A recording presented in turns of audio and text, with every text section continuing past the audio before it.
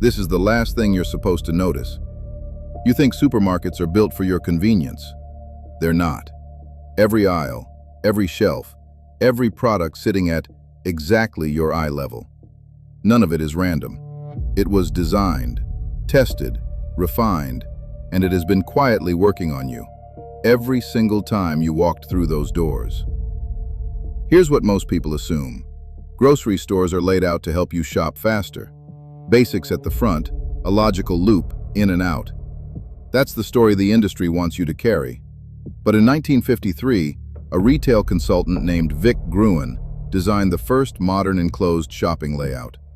And his own words later in life were that he was horrified by what the retail industry had done with his blueprint. What started as a design for efficiency became, over the following decades, one of the most sophisticated psychological environments ever built at commercial scale. And according to research from the Food Marketing Institute, the average shopper makes 1.6 unplanned purchases every single visit. Not because they're careless, because the environment was built to produce exactly that outcome. Let's start with milk. Milk is one of the top 3 purchased items in any grocery store in the world. So why is it always at the back?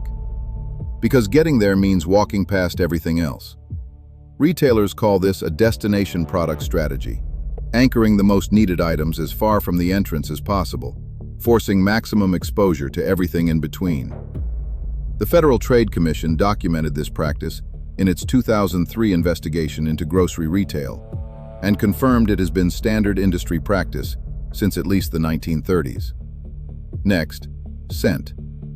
A study conducted by the Monell Chemical Senses Center found that ambient scent alone increases the time shoppers spend in a store by up to 14%. 14% longer in the building. 14% more exposure to products you didn't come in for. This is why the bakery is always near the entrance. The smell of fresh bread triggers a hunger response. And according to research published in the journal Appetite, hungry shoppers spend an average of 64% more than shoppers who have already eaten. You are not meant to arrive hungry, but if you do, they are ready. Then there's the checkout aisle. Candy, gum, magazines. Small impulse items, placed exactly where you are, standing still, waiting, with nowhere to look but the shelves beside you. A 2016 study from Cornell University's Food and Brand Lab found that checkout aisle placement alone accounts for billions of dollars in annual, unplanned consumer spending in the United States alone. There's a name for what's happening to you at that moment. Decision fatigue. 20 minutes of choices has already worn down your resistance, and the checkout lane is designed to catch you at your weakest. And finally, the end cap. Those bright sale displays at the end of each aisle. Here's what the signage doesn't tell you. According to a study published in the Journal of Retailing, more than half of end cap products carry no actual discount. None. The sign itself is the trigger, not the price. But here's the part nobody tells you. It goes deeper than placement. The floor itself is engineered. In a landmark study on retail spatial design, Professor Philip Kotler, widely regarded as the father of modern marketing, documented how tile, sizing, aisle width, and floor texture are deliberately calibrated to control walking pace. Narrower tiles in certain aisles create a visual illusion of faster movement, which causes shoppers to slow down subconsciously, giving the shelves on either side more time in front of your eyes. So why does the most expensive bread always sit at exactly your eye level? Because eye level is buy level, and that position is not earned by product quality. It's purchased.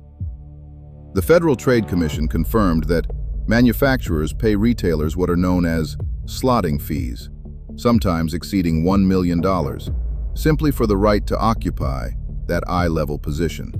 The product you reach for first is the product that paid the most to be there. And the shopping cart itself? Redesigned, specifically to feel half empty faster than it actually is. Research from the Wharton School of Business found that larger cart sizes alone increased average basket spend by over 40% in controlled retail trials. But here's the one that surprises people most: the music. In 1982, consumer psychologist Ronald Milliman published a study in the Journal of Marketing, one of the most cited papers in all of retail psychology, showing that slow-tempo background music increased in-store sales by 38%. 38% from the playlist alone. Time in store directly correlates with money spent. The tempo of the music controls how long you stay. The store isn't convincing you to buy more. It's just making sure it has more of your time. None of this is hidden. It is published in academic journals, government reports, marketing textbooks. It is taught in business schools around the world. It is just never explained to the people walking through the door. So here's the uncomfortable truth. What you experience as a routine trip to buy groceries is, by every academic and industry measure, one of the most meticulously engineered psychological environments you will enter all week. Calibrated by spatial designers, tested by consumer psychologists, refined by decades of retail science, down to the inch, the scent, the tile, the tempo of the song playing overhead. As Professor Brian Wansink of Cornell, who spent 20 years studying consumer food behavior, once put it, people think they make 10 or 15 food decisions a day. In reality, they make over 200, and most of them happen without conscious awareness. You didn't wander into that store. You walked into a system built by people who studied you long before you arrived. That's the logic they don't want you to see. Next week, we go deeper, inside the pricing psychology Apple uses to make you spend more than you planned, every single time.